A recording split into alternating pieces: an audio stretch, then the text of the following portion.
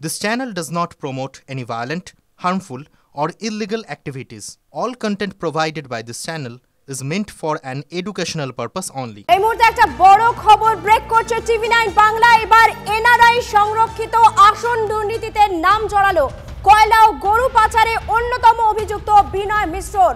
কথা বলবো, আমাদের সঙ্গে সরাসরি রয়েছেন আমাদের প্রতিনিধি সিজার মণ্ডল। সিজার, এক্ষেত্রে তার ভূমিকা কি ছিল, কি জানা যাচ্ছে? মানে সর্বঘটের কাঁঠালি কলা হয়ে উঠছে তো ক্রমশ।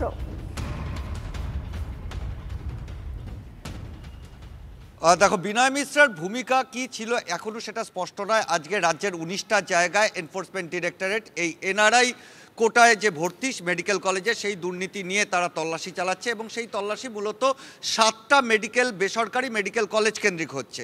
দুর্গাপুরে যে 3টে মেডিকেল কলেজের প্রেমাইসেস এবং তাদের মালিক এবং বিভিন্ন ডিরেক্টরের বাড়িতে তল্লাশি চলছে, তার মধ্যে একটি হচ্ছে সনকা মেডিকেল প্রাইভেট লিমিটেড নামে একটি সংস্থার মালিকানাধীন একটি বেসরকারি মেডিকেল কলেজ, এবং সেই কলেজের বিরুদ্ধেও অভিযোগ 2021-22 অর্থবর্ষ থেকে বা শিক্ষাবর্ষ থেকে এখন পর্যন্ত তারা একাধিক ক্ষেত্রে এই এনআরআই কোটায় ভুয়ো নথি দিয়ে তারা পড়ুয়া ভর্তি করেছেন। এবং সবথেকে মজার বিষয়টা বা সবথেকে উল্লেখযোগ্য বিষয় হচ্ছে এই যে সনকা মেডিকেল প্রাইভেট লিমিটেড বলে যে সংস্থাটি, সেই সংস্থার অন্যতম ডিরেক্টর ছিলেন বিনয় মিশ্রা। কিন্তু বিনয় মিশ্রা গরু এবং কয়লা পাচার কাণ্ডে তার নাম প্রকাশ্যে আসার পরই সেই তালিকা থেকে তাকে বাদ দেওয়া হয়।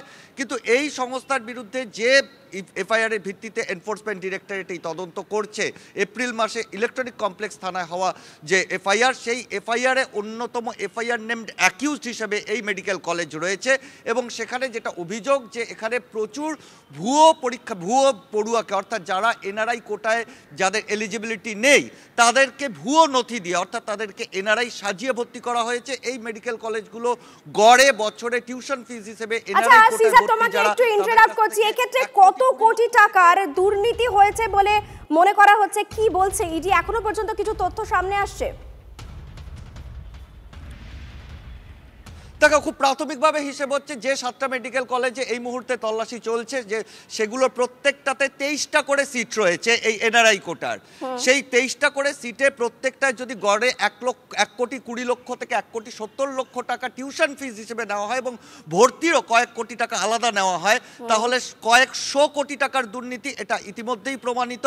এবং সেই জায়গায় রাজ্যের স্বাস্থ্য ভবন এবং স্বাস্থ্য শিক্ষা আধিকারিকের ভূমিকা বা স্বাস্থ্য শিক্ষা অধিকর্তার ভূমিকা কিন্তু স্ক্যানারে, কারণ এফআইআরে এই পরিষ্কারভাবে উল্লেখ করা হয়েছে যে এনআরআই কোটা ভর্তির ক্ষেত্রে বেসরকারি মেডিকেল কলেজগুলোর নিয়ামক সংস্থা হিসেবে স্বাস্থ্য ভবন কাজ করে এবং স্বাস্থ্য শিক্ষা অধিকর্তার একটা বড় ভূমিকা থাকে, এবং তাকে বিভিন্ন সময় অভিযোগ জানিয়েও কিন্তু কোনো পদক্ষেপ হয়নি। এবং মেডিকেল কাউন্সিল বিভিন্ন ক্ষেত্রে যেটা হয়ে থাকে। আপাতত তোমাকে ধন্যবাদ সিজার। কথা বলছিলাম আমাদের প্রতিনিধি সিজার মণ্ডলের সঙ্গে। শিক্ষা, খাদ্য, পুরনিয়োগের পর এবার রাজ্যের স্বাস্থ্য ক্ষেত্রে ইডি হানা। আরজিকর দুর্নীতি নিয়ে তদন্তের মাঝেই এবার এনআরআইদের জন্য সংরক্ষিত ডাক্তারি পড়ুয়ার আসন জালিয়াতি নিয়ে তদন্তে ইডি। তদন্তে দিকে দিকে এজেন্সির অভিযান চলছে। সল্টলেক কেপিসি মেডিকেলে হানা এজেন্সির, দুর্গাপুরে 4 জায়গায় হানা, হলদিয়াও হানা কেন্দ্রীয় এজেন্সি, লক্ষণ শেঠের হলদিয়ার বাড়িতেও ইডির হানা। 7টি গাড়ি নিয়ে তল্লাশিতে তদন্তকারী দল। বোলপুরে মলাইপিঠের মেডিকেল কলেজেও ইডি হানা। একসঙ্গে সেই ছবি আপনারা দেখতে পাচ্ছেন।